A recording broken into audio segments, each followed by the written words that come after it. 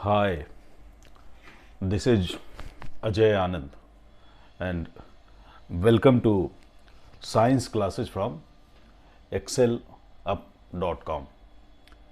इस वीडियो में आप जिम्नोस्पर्म के बारे में जानेंगे।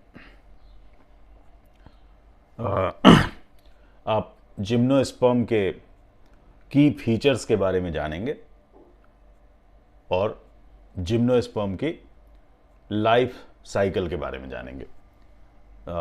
ये लेसन मैंने क्लास 11th की बायोलॉजी से लिया है। जिम्नोस्पर्म्स में उन प्लांट्स को रखा जाता है जिनके सीड नेकेड होते हैं, यानी सीड के ऊपर कोई कवरिंग नहीं होती है।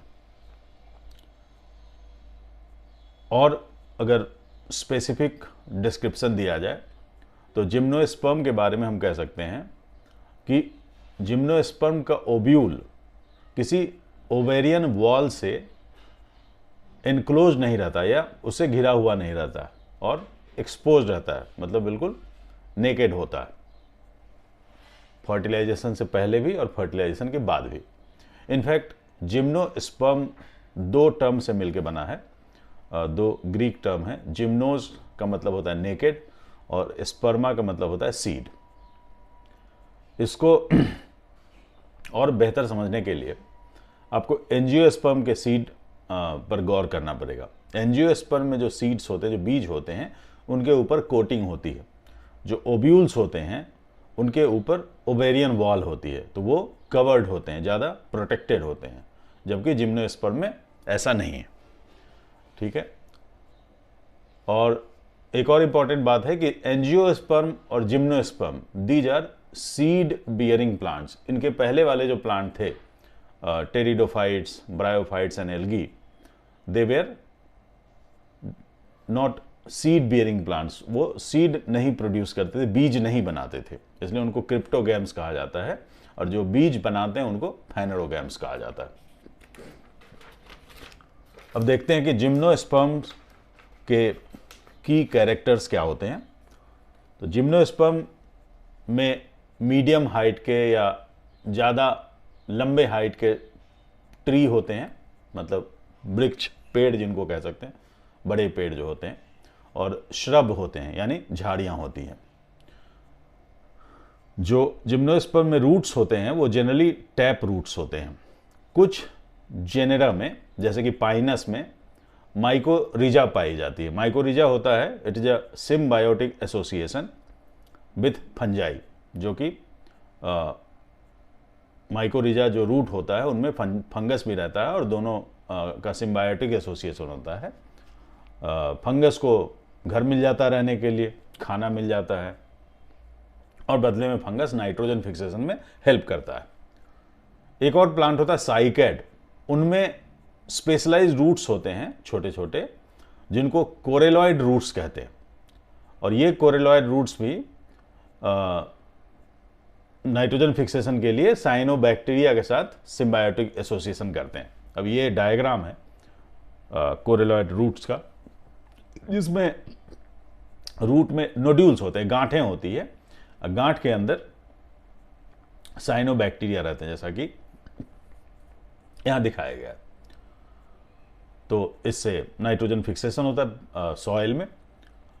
जिम्नोस्पर्म का स्टेम अनब्रांच्ड हो सकता है। साइकस में कोई ब्रांचिंग नहीं होती है। पाइनस और सेड्रस में ब्रांचिंग होती है।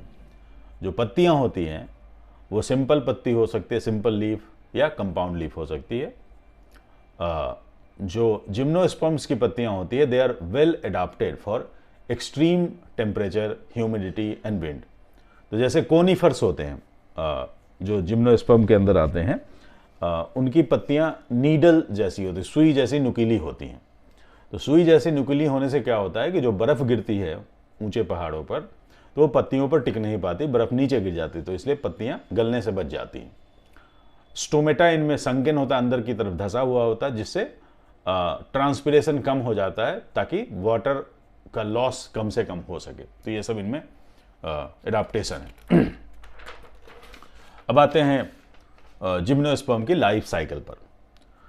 तो जिम्नोस्पर्म के लाइफ साइकिल में स्पोरोफाइट डोमिनेंट फेज होता है और गैमेटोफाइट बहुत ही छोटा ड्यूरेशन का होता है और इंडिपेंडेंट नहीं होता है, अनलाइक टेरिडोफाइट्स और ब्रायोफाइट्स। जो टेरिडोफाइट होता था उसमें गैमेटोफाइट इंडिपेंडेंट होता था, कुछ प्लांट में इंडिपेंडेंट नहीं होता था, और जो ब्रायोफाइट है उसमें gametophyte was the dominant stage. लेकिन यहाँ पर उलट गया बात, तो यहाँ पर स्पोरोफाइट डोमिनेंट स्टेज है और जो स्पोरोफाइट प्लांट होता है उसी पर गैमेटोफाइट शॉर्टर ड्यूरेशन के लिए रहता है।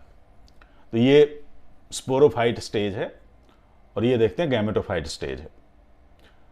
अब ये प्लांट है, तो पत्तियों में क्या होता है कि पत्तियों में लीफ स्केल जैसा स्ट्रक्चर बनता है और उनमें फिर उन लीफ स्केल से स्ट्रोबिलाई बनते हैं या कोन बनते हैं, जिनमें स्पोर्स प्रोड्यूस होते हैं।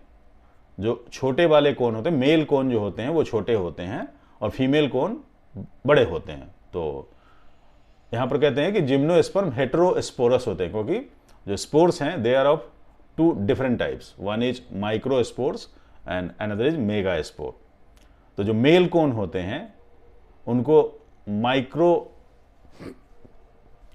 स्पोरोफिलस और या माइक्रो स्ट्रोबिलाई आप कह सकते हैं, या मेल स्ट्रोबिलाई कह सकते हैं, या मेल कोन कह सकते हैं। उनमें माइक्रोस्पोर्स या मेल गैमेट प्रोड्यूस होते हैं, जिनको आप पॉलन ग्रेन भी कह सकते हैं।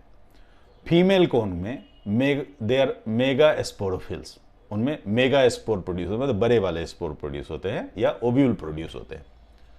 तो यहाँ पर मेल कोन में और फीमेल कोन में मियोसिस के बाद पॉलन ग्रेन या ओव्यूल प्रोड्यूस होता है। तो मियोसिस के बाद क्या होता है, इनकी प्लॉइडी 1n हो जाती है, हैप्लॉइड हो जाते हैं। यहाँ तक तो ये डिप्लॉइड थे। अब यहाँ जैसे ही हैप्लॉइड होते हैं तो गैमेटोफाइट जनरेशन शुरू होता है।